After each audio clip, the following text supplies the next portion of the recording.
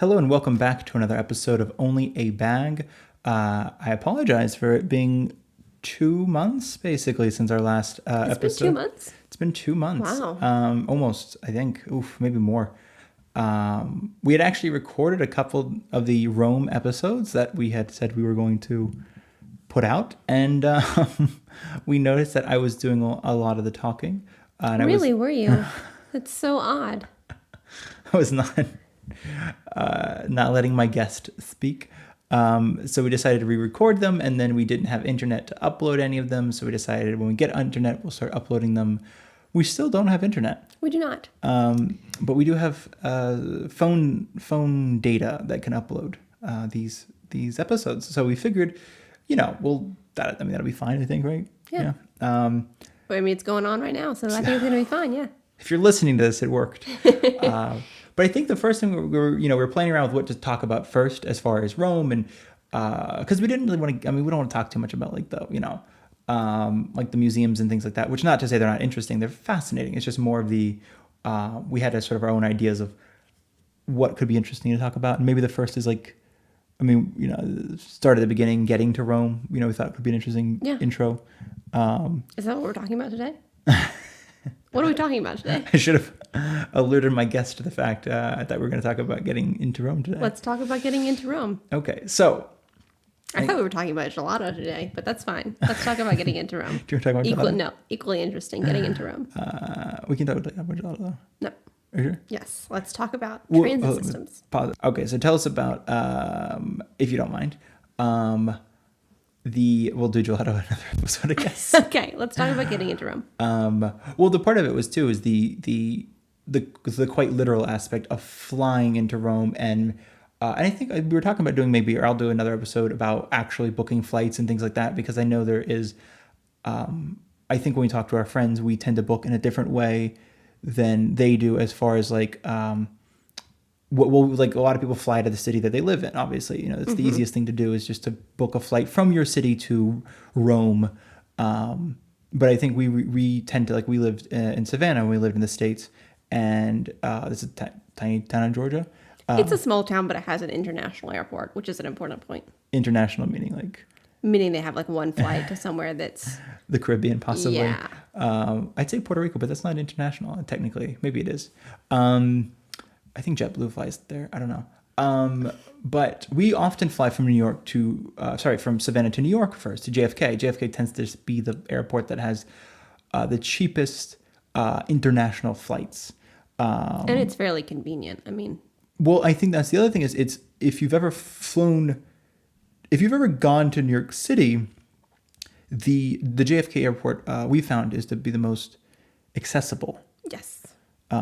Because there's the air train to Jamaica Station, and then Jamaica connects you to both the LARR if you're going out to Long Island, and it connects you to the AC and E line if you're staying on the subway if you're staying in New York City. So it's the most.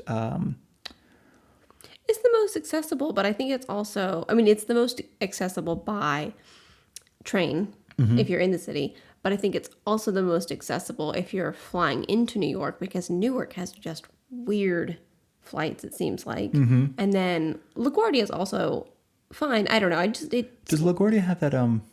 Do they have their own train system in LaGuardia? I don't know. We'll have to look that up. Because in later. Yeah, I know. Right? In JFK, there is a train system that goes in a circle, basically connecting all of the terminals. So if, like, for instance, when we do fly into, because a lot of people obviously want to fly out of a big airport, because you're not going to get an international flight to Rome from usually smaller airports. But when you do fly out of JFK, like, for instance, what we'll do is we'll book 2 separate tickets. And now it's not so much of a travel tip. It used to be kind of like the secret hidden travel tip is you book a ticket to a big airport, and then you leave the airport, like you leave security and go to a different terminal, and then go through security again, and you're in a different, same airport, but you're in a different terminal. And in theory, it's much cheaper. And I think, like, for us, it's usually much cheaper by a couple $100 per ticket. Like when we fly from Rome to Savannah, it's like $850, $900 per ticket. But if we fly to New York and then manually switch rather than just stay through security, but we manually switch. In New York, it ends up being closer to $400, maybe $450 a ticket, which is, I mean, that's two of us flying and it's $800, $900 saved usually. But and of course, the reason this is all kind of somewhat important is it just, like any place when you're arriving, I think to any place, it's not arriving completely exhausted. If you are flying, I mean, if we do this sort of Savannah to JFK, but we leave the airport, go back into the airport, fly to Rome, it does add, I mean, a minimum of 3 hours onto the flight, because you're supposed to get to the airport obviously 2 hours before an international flight. That's the rule of thumb. And if we do check a bag, then we have to wait 20 minutes to get the bag, and then to get the bag and leave, get on the little air train, go around in a circle, find the new terminal, get back on. So there is, I think, a lot of extra time added on. Whereas if we just stayed in the airport, it doesn't matter if you get there 2 hours early or not, because you're probably going to get your flight. They probably won't book you too far apart, basically. Right. So then it's arriving in Rome. I also do want to add that I just looked it up. LaGuardia does have an air train. You can get to LaGuardia through buses and possibly subway service. I think just buses. Just buses. I think you're right. I think it might be like a subway to a bus. But we've always found that JFK is just easier. It tends to be cheaper for whatever reason, and it also tends to be if you are under the age of 26, there's a website, and I'll put it in the description of this podcast episode, and I'll talk about it again later, but it's called Student Universe. And it is a website that is it's designed for people under the age of 26 or university/college students or university/college professors, faculty, I think, and staff to fly for a little bit cheaper. It's like they do every season maybe, or every... Basically, it seems like they partner with a certain airline or conglomerate, and we'll give you deals for pretty nice flights and airlines, basically. And I think it changed, like we did for a quick minute. It was Aer Lingus. That was the big one. That was like, I think we took 3 or 4 flights with them simply because that was the one they were partnered with. And it was like, I think it was $180 one way from JFK to Rome. Was that cheap? I think it was that cheap. Wow. And then I think they actually ended up partnering with Lufthansa at one point, and that was our first one. It was like a $210 one way per person. And we realized, like, oh, you can't go back after that with all the free drinks and the free food and I guess that we paid for, but still feels free. Yeah. Until we find out that Lufthansa is doing something horrible. Hopefully they're not. I'm going to preach about Lufthansa. Lufthansa, if you want to sponsor us, we're here. Please sponsor us.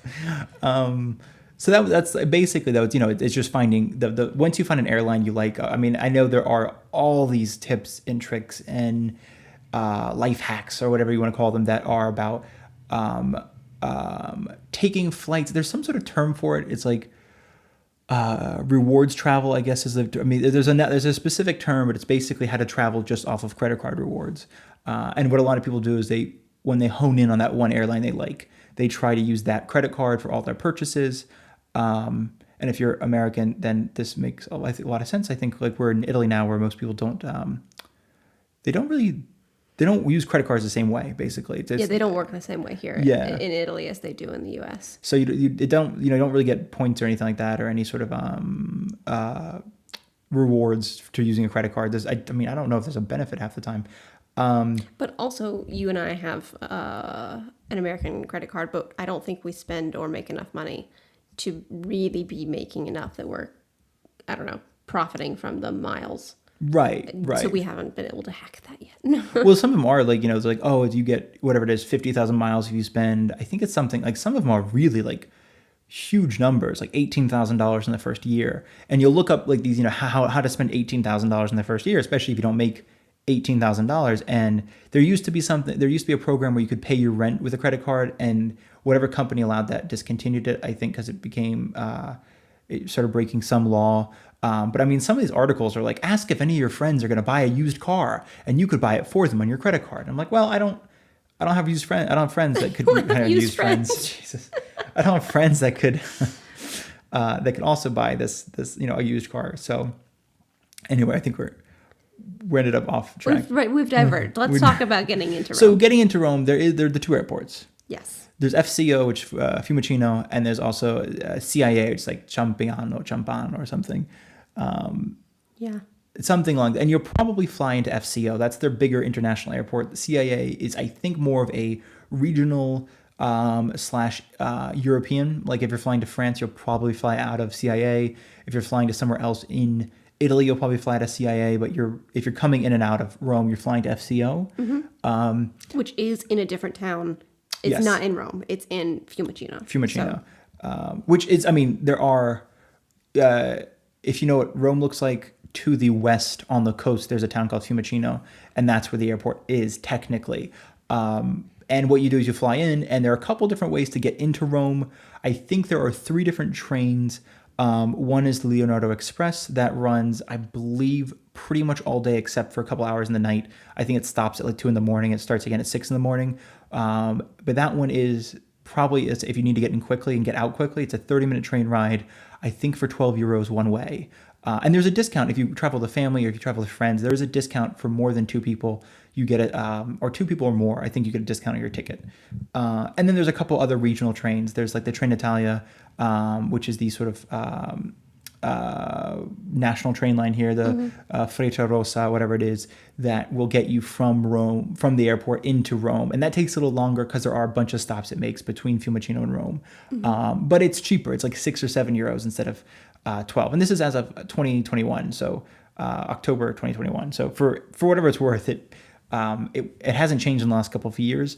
Again, this is like year 2 of COVID, so that could be why. But it also did. I mean, it was the same price back in like 2017. But I think that's so the idea of getting to Rome is, and I think part of the reason we want to talk about this is we have friends asking us like, if I were going to come, how do I get there? Like, Yes. where am I flying into? What's the deal? And I think it's important too because depending on how you travel, you might just be expecting to take a car everywhere or, hiring a taxi. And I mean, you can do that, obviously. You can hire a taxi to get from Fiumicino to Rome. But I don't know, it's just important for maybe people to understand the minutia because it is a question that we get a lot. it is. And I think there's other aspects as well. Is just this it is a question that we get a lot. And I think there's also other aspects such as we always kind of forget coming back to America that outside of New York and LA and maybe a couple others, there isn't really a connection from airports into town. I mean, even Savannah, which again is kind of small, there's one bus. It doesn't run on Sundays. It only runs a couple times. It runs during the week, but only like 3 or 4 trips during the week. And if you're not willing to buy a subway ride, a taxi ride, then it's which I mean can be $40-50. Then it's very different in Savannah, yeah. And it can be really difficult. And I think obviously some places do have Uber. I don't know if Rome does. Paris does obviously, but I don't know if Rome does. We didn't see any Uber or Lyft when we were there. We haven't used them for a while. We very rarely use Uber and Lyft just because it doesn't ever seem useful. Especially not in European cities, really. I mean, well, I don't know about European cities, but most of the cities that we're in either are walkable or they have pretty decent public transit. Or they're too small. Like even we were in Perugia and it was... That's what I mean, walkable. Right. Take a car anywhere. You walk to the grocery store, it's 5 minutes down the street. No, exactly. I think that's exactly. I think it is... they're all a lot more manageable, basically, without public transportation. So that's getting to Rome. It's, and the reason I guess we want to talk about this, again, to sort of reiterate, was just simply the idea of planning out your time wisely, how, like, some people, again, are okay with booking one flight, not leaving the security. Sometimes it takes 18 hours, sometimes it takes 24. And it's, of course, it's easier typically to not leave security, to not separately book your tickets. But at other times it can be quicker or it can be cheaper, sometimes both. I know that if you fly with things like there's Istanbul Air, Turkish Airlines will almost always route you through Istanbul, which is kind of a pain because it's one of those things you get into Istanbul either early in the morning, but then the flight out to Rome is later at night. So you stay in Istanbul for 9 or 10 hours, which isn't really enough time to see Istanbul. It's just enough time to get there and then hang out in the airport. So there are those aspects. And then, but part of it was also not just talking about getting to Rome, but also transportation transportation around Rome, which includes like subways. Subways, buses, obviously cabs if you need it, and walking. Can you think of any other way to get around? Oh gosh, and the scooters. Yeah.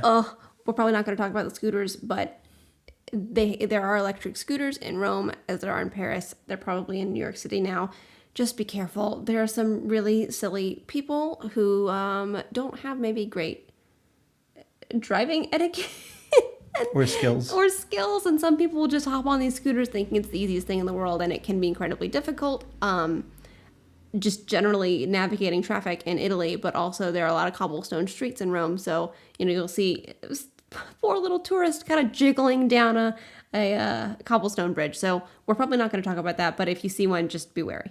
And it can't. I mean, people. Though to be fair, people do use them for like transportation. Some people who live in Rome do have their own. Oh yeah, absolutely, and they use them to get to work and regular stuff. And it like seems that. like on the right kind of road, it does seem really useful. But I think on a sort of, I mean, I guess for tour, I don't know. It's always kind of sad to see because a lot of times, not necessarily the scooters themselves, but a lot of people end up like throwing them into the river. A lot of people end up like kind of like tossing them into the bushes and stuff like that. And I don't know if it's just like people going around just being, rude, for lack of a better word. But it does come down to something that we do talk about a lot as being responsible and respectful wherever you are. Yeah. Well, that's the thing. It's like, it's going back to that sort of ethical traveling part is responsible traveling, being polite, being kind, and not throwing your scooter into the river. Yep. Or not throwing your scooter, like just, I mean, because sometimes it's like in hard to reach areas, and it's just, and I think part of it too is like, I mean, I don't get what the feeling behind it is, but a lot of times even the people picking up the scooters, it's just like, I guess they get paid like per scooter picked up or something like that. So it's not like a real nice job. It's just a sort of, it always seems like we always see either people who are kind of like backpackers doing it. Like they're the ones going around on bikes and then they're picking them up and putting them in the back of their bike to charge them somewhere and bring them back. Actually, that seems typically like the sort of type of it's like they're these sort of contractors is kind of, or whatever they might be called. But another transportation method is trams as well. Trams and buses, I guess. I mentioned trams are huge in Rome. I forgot about that. Yeah, and that's if they run. I think it's They're not the most reliable, but they can be awesome if they're running. Yeah.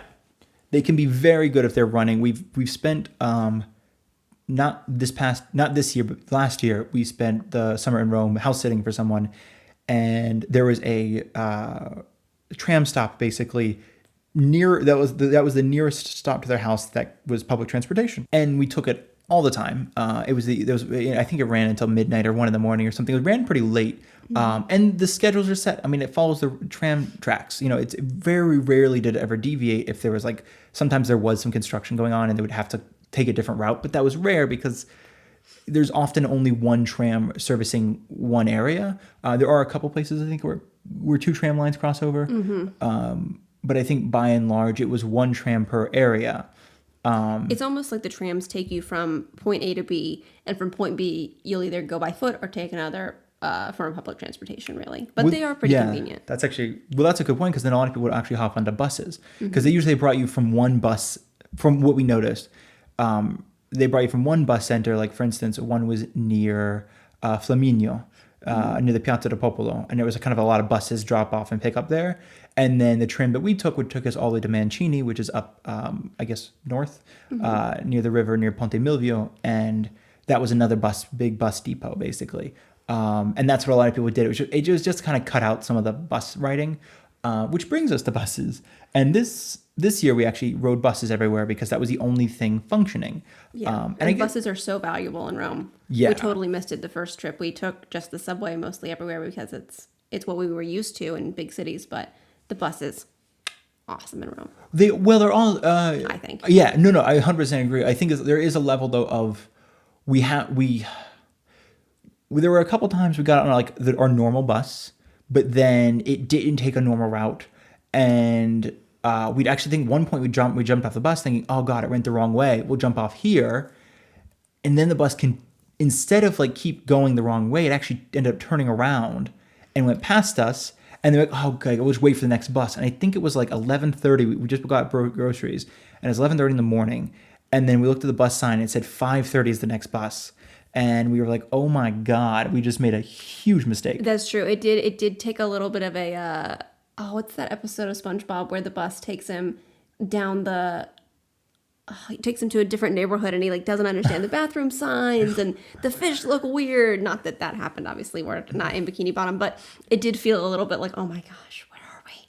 We can't get anywhere, and then we had to walk down a highway. Yeah. So that's really yeah, weird. so there are some things that are not convenient about the Rome buses. Yeah, and they do catch fire occasionally. That's not like a huge fear, but I think they caught fire. Like 2 buses caught fire when we were there. It's kind of frequent enough that it happens a lot, I guess. It happens enough that it's almost a joke, I guess, in Rome. Unfortunately, But actually, I will say on the trams and the subways and the buses, you do obviously need a ticket.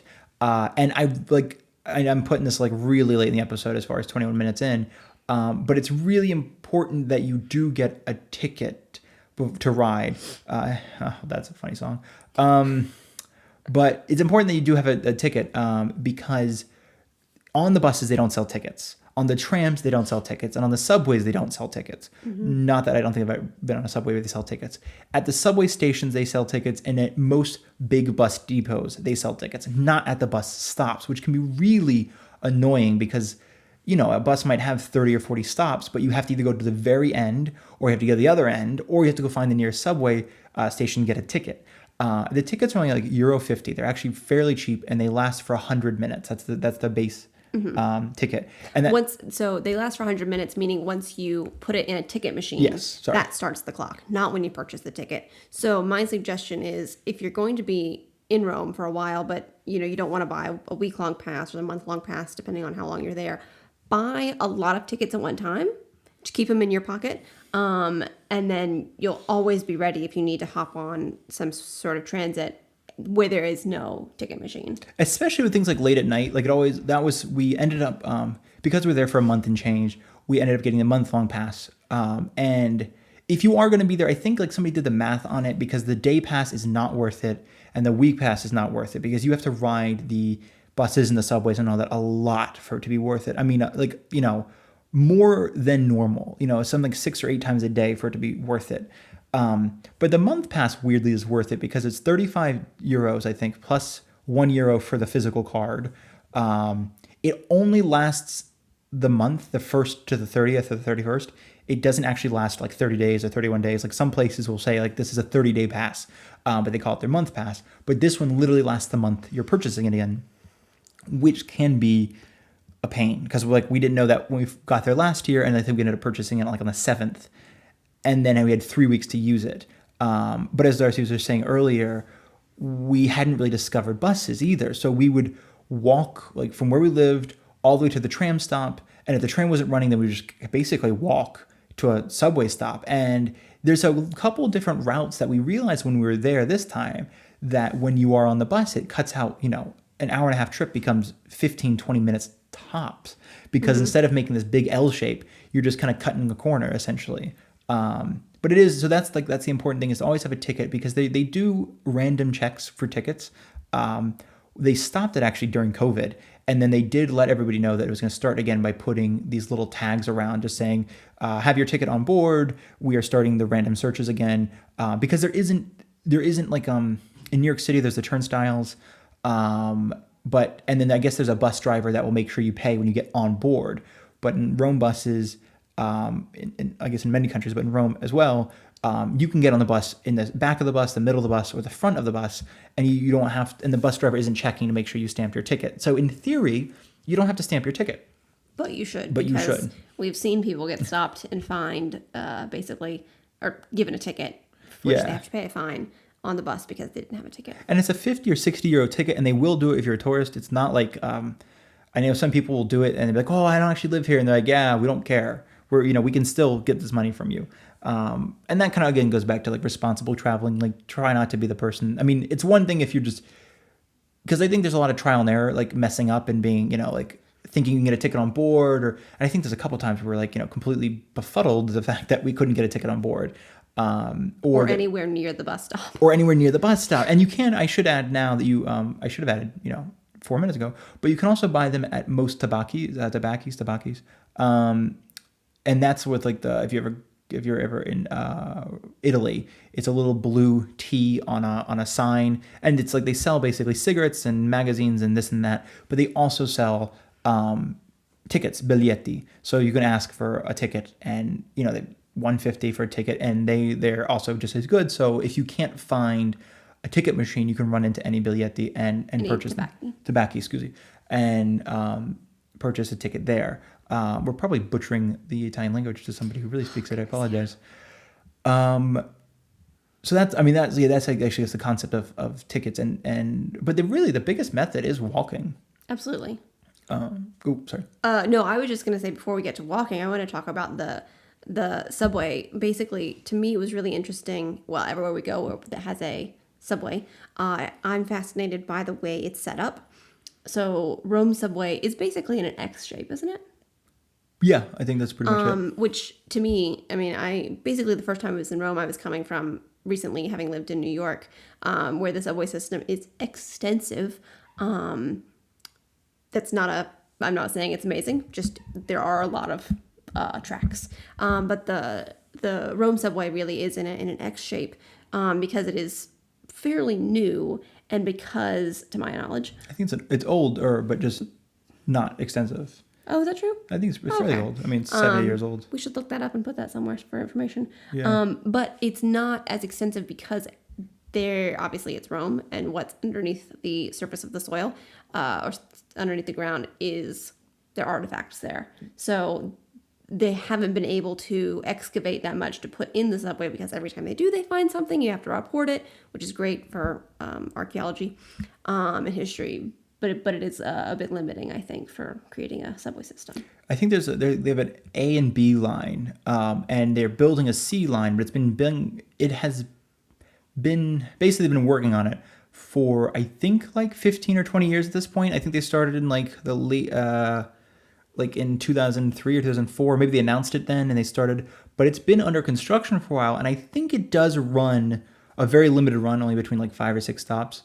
But that's been the issue, and it's not necessarily the actual digging of the tunnel, but it's the where they put the stairways and the air shafts and things like that.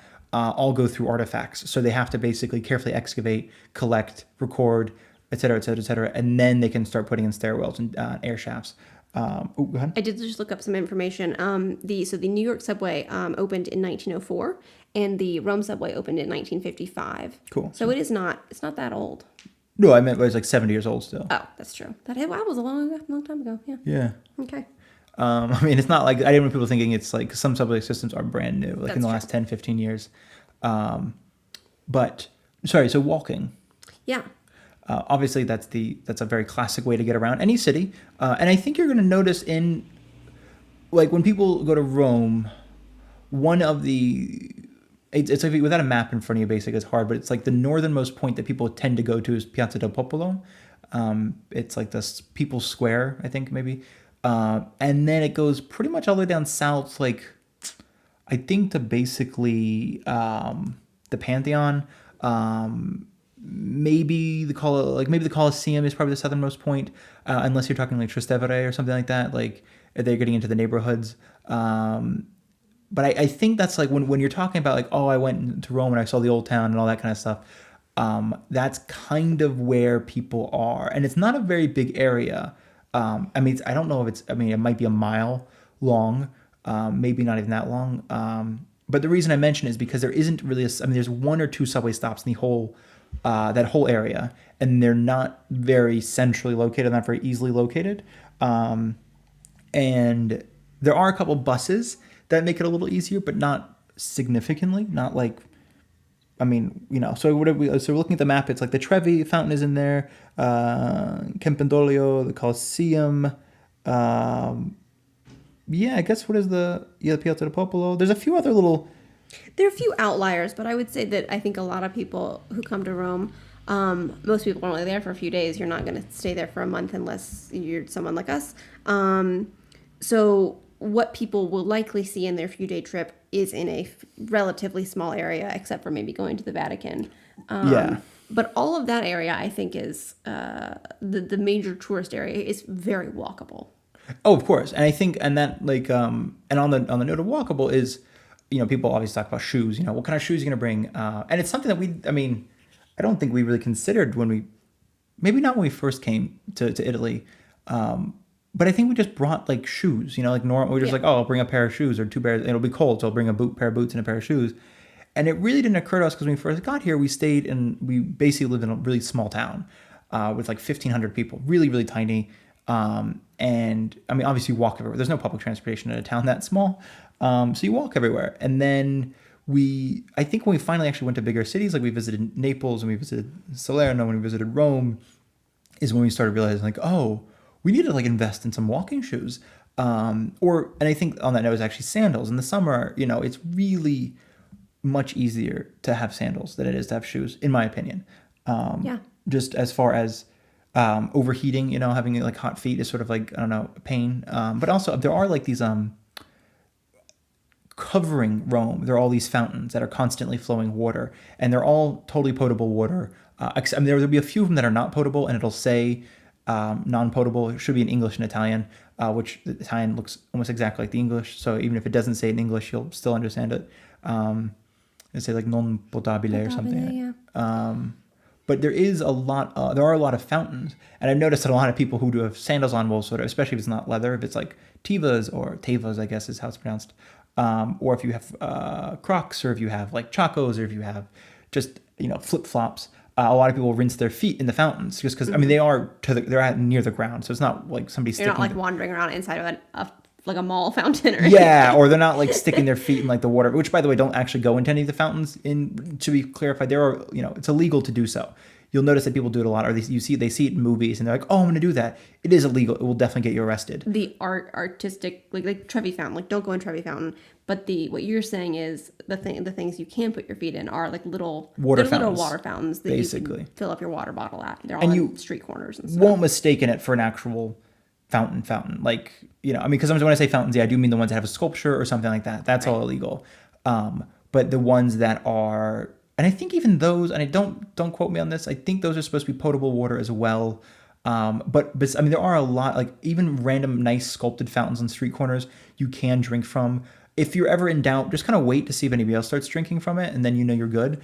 But all of the ones, and they're green. It's like a green painted cast iron post basically, and has a little water spout with water coming out of it. Totally fine to drink, and a lot of people like to rinse their feet off in it as well because it kind of just helps cool down their feet and makes summer a little less absolutely terribly hot. Yeah. But on that note of finding a pair of shoes or finding a pair of sandals is also finding bathrooms. Yeah, bathrooms are huge, and maybe not something that I really thought about until I realized that we were going to be walking around for hours on end without going back home. But what we found is that the most convenient bathrooms are in, they call them bars here, but a coffee shop, basically is where you're going to find a bathroom. Don't expect bathrooms in most shops. Don't expect bathrooms in transit stations.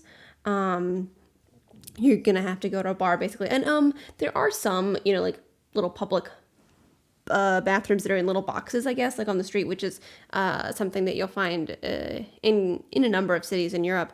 But it's not huge here, so you're going to have to go to a bar. And sometimes you have to pay for those. Like in some cities, I think Edinburgh was free. I think Paris had some public bathrooms maybe that were free. Maybe not Paris, but there's a couple of European cities will have free public bathrooms, like just around, like you can just run in and pee and come back out. They're very simple.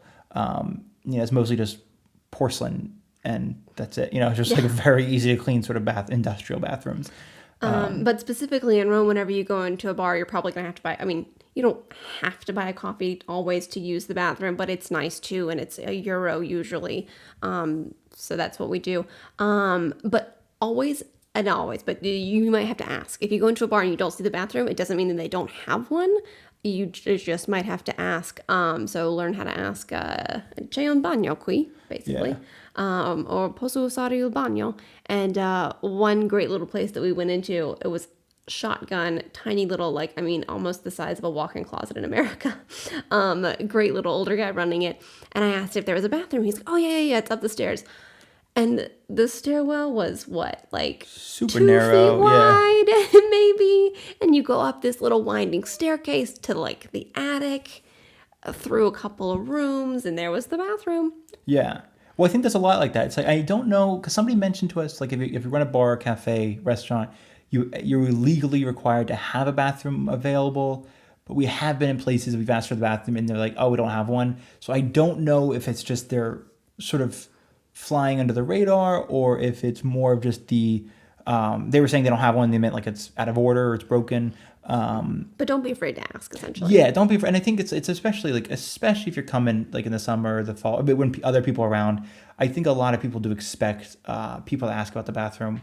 And again, we do like to buy something so it doesn't feel like we're only there to use the bathroom.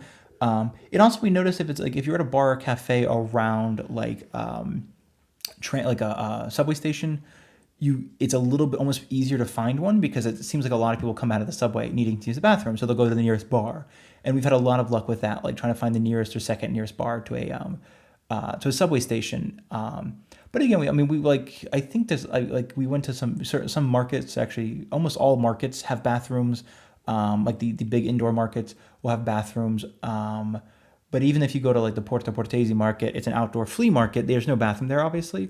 But there are some cafes and other restaurants and stuff in the area that do have bathrooms that basically expect people come in and use them.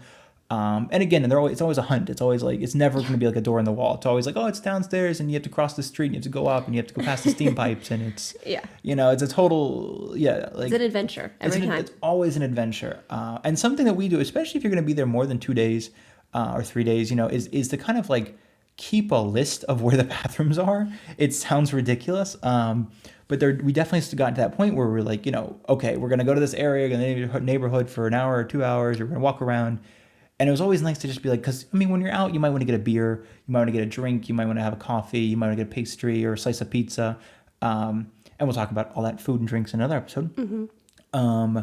But while you're doing that, you're like, you leave, you have your beer and you leave. And you're like, damn, I have to pee like 5 minutes later.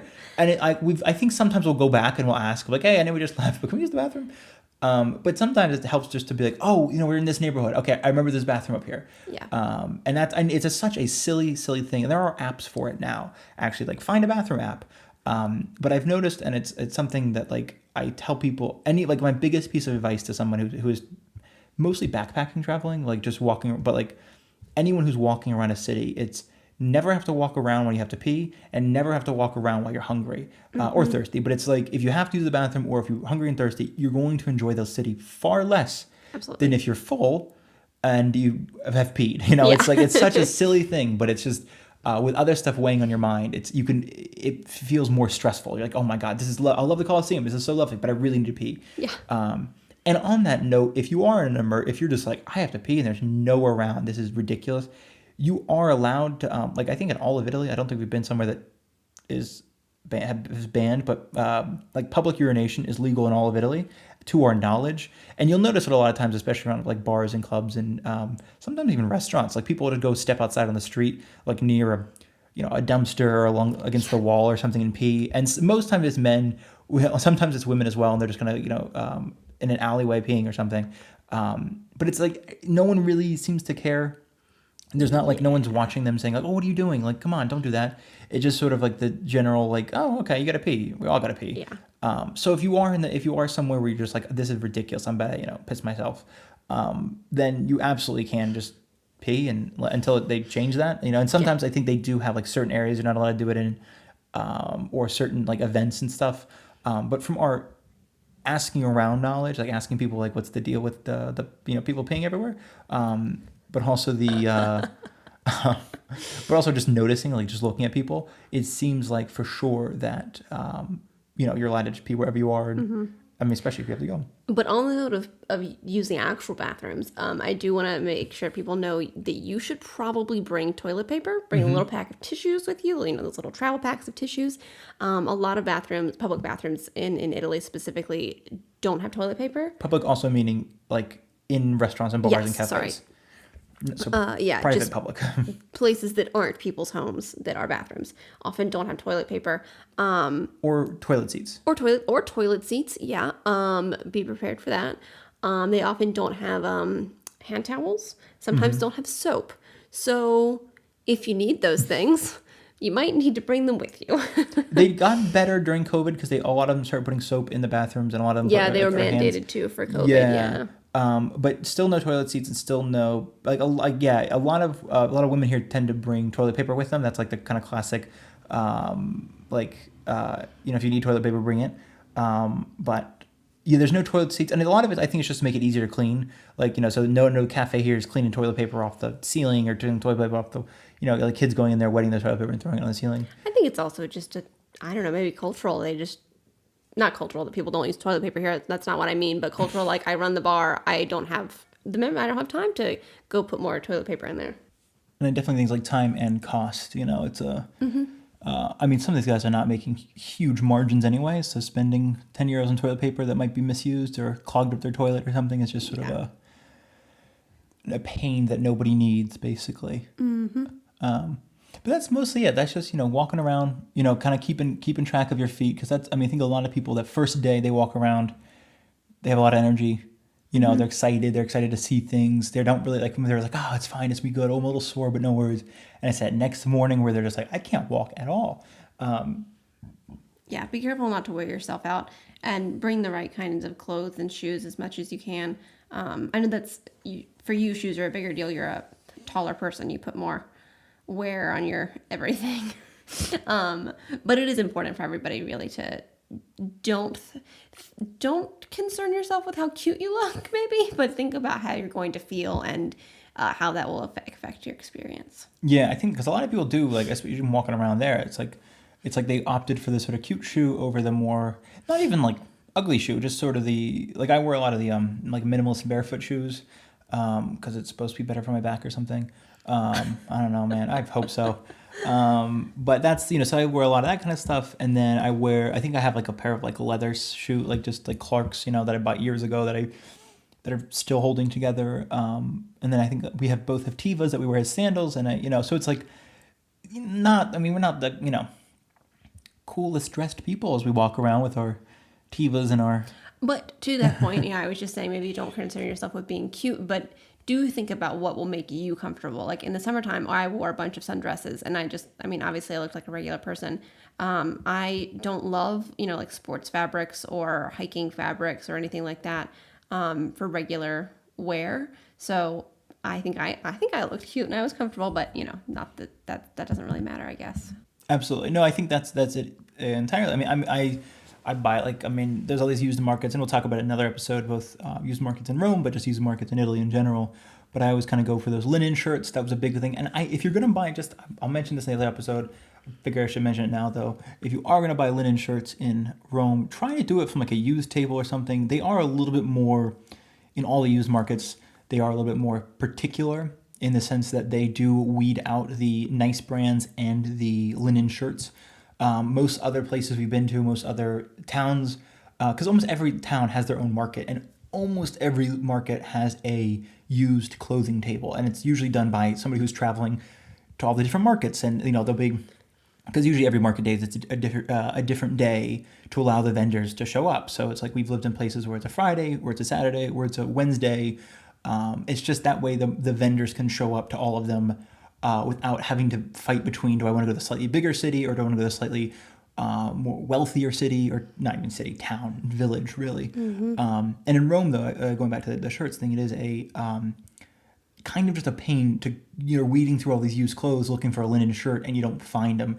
But then on the other table, there's all these linen shirts that are not really great brands. I don't mean ethical brands. I don't mean popular brands or expensive brands. I just mean the quality of linen they use is not very good, and it's going to kind of fall apart pretty soon. It's a pretty low quality linen. But I was wearing that all summer. I was just wearing big baggy Caribbean linen shirts. Oh my God, I could. I love linen. So just to wrap up the transit talk. Yeah. So we've talked about what, trains, metro. Yep, buses. Tram. Walking. Cabs, but we don't really take cabs. If cab is a cab, you figure it out. Bathrooms. What to wear when you're walking around. Footwear. Not really clothes, and we could talk about clothes. Oh, right, absolutely, but I think that's mostly it. And of course, early in the episode we talked about how to get to Rome, and again, it's just more of how to save yourself some time, pain, energy, but also a lot of it kind of comes down to when you get to a city is to arrive as fresh as possible, as open as possible, and then when you're in the city to better enjoy it is to, know where the bathrooms are, know where to get food. And again, different episode, but, there's a lot of these kind of things because we realize like sometimes we feel like, oh, I didn't really like that city very much. And then we'll go back months later or something like that, a year later, and we're like, wow, this is an amazing city. Like, and then we realize, oh, the last time we were here, we were hungry the whole time, because we're trying to save money, or we had to pee the whole time because, we didn't know where the bathrooms were, and we'd wait until we got back to our apartment, our house. So it is small things like that that sort of change your outlook on a place. And it also changes, I think, the stories you tell, because it's, the stories, if you get to eat a bunch of food and then walk around, if that's the stories you tell, like, I ate this amazing, piece of pizza, and then I saw the Colosseum, versus, oh, there's no bathrooms there. I had to pee the whole time I was there. This is ridiculous. Yeah. And the bathrooms I had didn't have toilet paper, so I had to bring toilet paper. And it was because we know people, that's their story. It's just sort of how angry they are. I'm like, wait, so bring toilet paper, know that that's what the bathrooms look like, and then ignore that part of the comfort can completely change your perspective on an experience. 100%. But thank you so much for listening to this episode. It's been 40 minutes of fun. And our next episode will probably be about food, given the fact that I'm hungry now, and I thought it'd be fun to... Is it changing your experience now that you're hungry? It is changing my experience, honestly. It's very much changing my experience. But thank you guys so much for listening. And, we apologize again for that 2-month wait period. Hopefully we'll try to be better next time. Hopefully the next episode will not come out in another 2 months. Thanks again for listening.